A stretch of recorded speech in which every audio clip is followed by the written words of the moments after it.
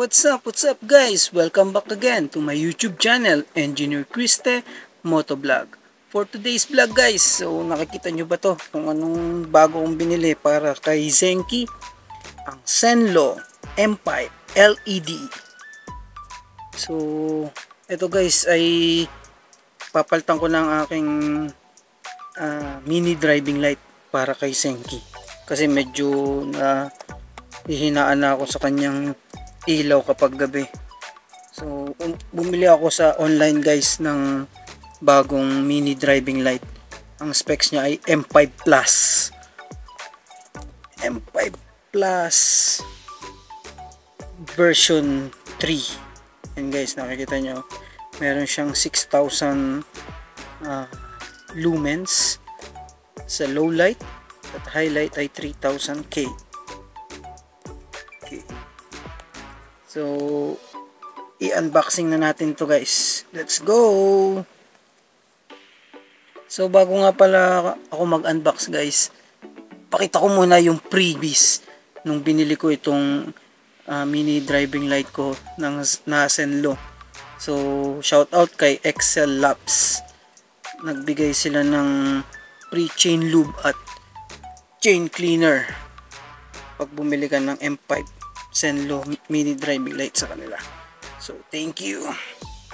Pero ang focus natin guys ngayon ay ang unboxing ng Zenlo M5 Plus. Let's go. Okay. Tanggalin lang natin ang plastic guys.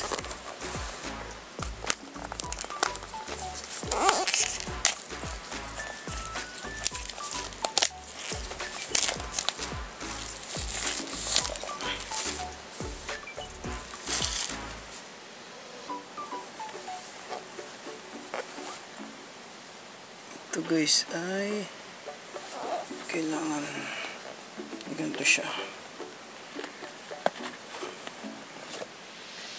Yun. Ito guys ang kanyang mini driving light. Oh. Ang laki. Wow. Ang laki guys oh. Compare dun sa aking existing na mini driving light, so parang times 3 ang laki nito. Ito. Tingnan pa natin yung ibang laman niya sa box guys.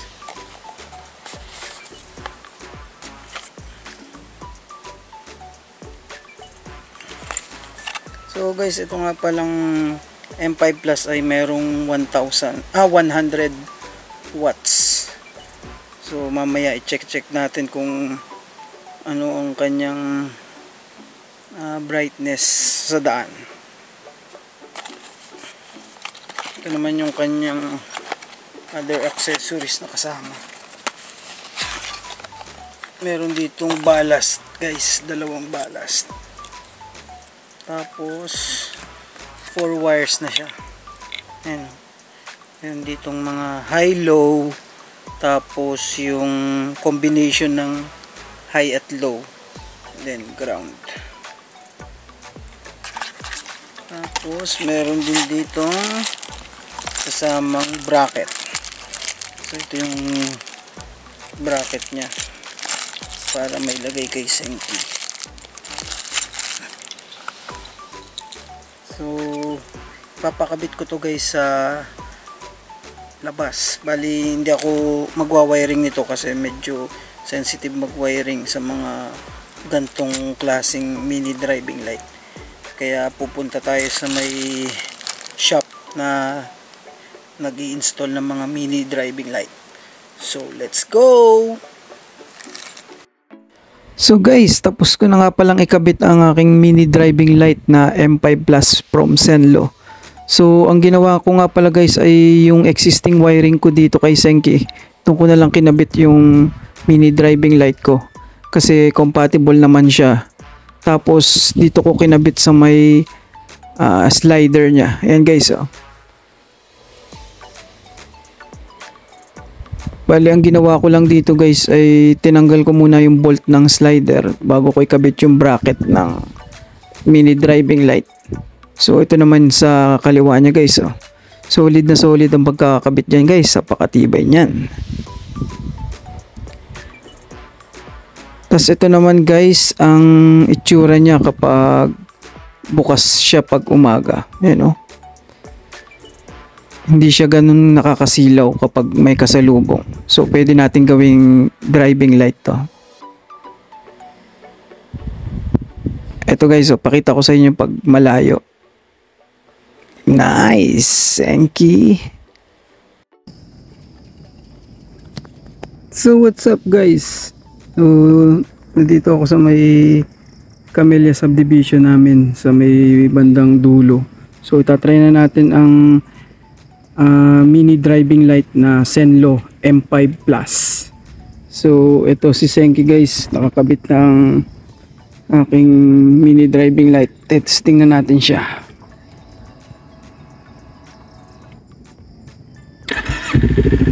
So guys, kung makikita nyo, ito yung stock natin ng headlight ni Senki. Ganyan siya oh. Medyo maliwanag din pero nakukulangan pa rin ako guys gawa ng medyo malabo ang paningin ko kapag gabi kasi lagi rin ako nakasalamin. So guys, pakita ko na ngayon ang low beam ni M5 Plus from Zenlo. Ito guys ang low. Ayan o. Makikita nyo guys. Solid na solid.